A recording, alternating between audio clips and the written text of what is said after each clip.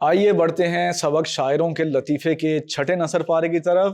کتاب میں آپ دیکھ سکتے ہیں اس پہ نمبر 6 لکھا ہوا ہے۔ بڑھتے ہیں اس کے حوالے متن کی طرف۔ تو ہمیں امید ہے آپ سبق کا نام شاعروں کے لطیفے، مصنف کا نام مولانا محمد حسین آزاد زبانی لکھ سکتے ہیں۔ سیاق و سباق میں آپ اس سے پہلے کی اور بعد کی بات کرتے ہوئے یہ لکھیں گے، یہ نثر پارہ سبق کے آخری حصے سے لیا گیا ہے۔ اس سے پہلے خواجہ حیدر علی آتش کے ایک شاگرد کا ذکر ہے جو بہتر روزگار کے لیے بنارس جانا چاہتے تھے۔ آتش نے ان سے کہا کہ جاتے ہو تو وہاں کے خدا کو ہمارا سلام دینا۔ شاگرد استاد کی بات سمجھ گئے اور سفر کا ارادہ ترک کر دیا۔ اس کے بعد مرزا غالب کا ایک واقعہ ذکر ہے جس میں غالب کی ایک کتاب کا ذکر ہے قاطع برہان کا، جس کے بہت سارے لوگوں نے جواب لکھے۔ تو غالب کے ایک پرستار نے ان سے کہا کہ جناب آپ کی کتاب قاطع برہان کا فلاں شخص نے جواب لکھا ہے، تو کیا آپ اس کا جواب نہیں دیں گے؟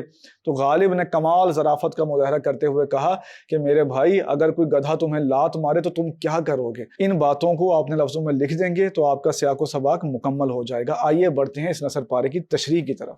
اس نثر پارے میں بہادر شاہ ظفر کے دربار میں پیش آنے والے ایک واقعے کا ذکر کیا گیا ہے جس میں شیخ ابراہیم ذوق کی قادر الکلامی ظاہر ہوئی۔ ہوا یوں کہ بادشاہ معمول کے مطابق دربار لگا کے بیٹھے تھے۔ ایک شہزادہ آیا اور اس نے بادشاہ کے کان میں کچھ کہا۔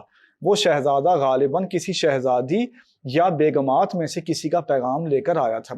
جب اس نے یہ پیغام بادشاہ سے کہہ دیا تو اس کے بعد اس نے اجازت طلب کی۔ حکیم احسن اللہ خان احسن بھی اس موقع موجود تھے۔ وہ شہزادے کے اس طرح جلدی جلدی آنے اور جلدی جلدی چلے جانے پہ حیران ہوئے اور انہوں نے پوچھا کہ حضور آپ ابھی آئے اور ابھی چل دیے، اس کی کچھ سمجھ نہیں آئی۔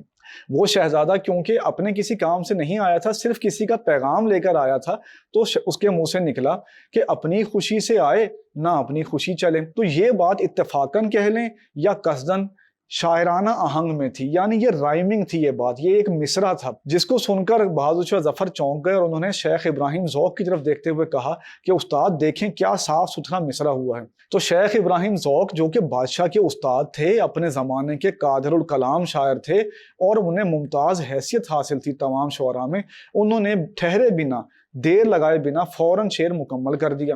انہوں نے شعر کہا کہ لائی حیات آئے قضا لے چلی چلے، اپنی خوشی سے آئے نہ اپنی خوشی چلے۔ تو جب انہوں نے یہ شعر سنایا تو اس پر سب لوگ جو ہے ان کو بے پناہ داد دینے لگ گئے۔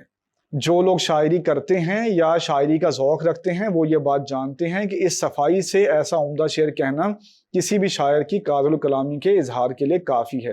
ان باتوں کو آپ اپنے لفظوں میں لکھ دیں گے تو اس نثر پاری تشریح مکمل ہو جائے گی۔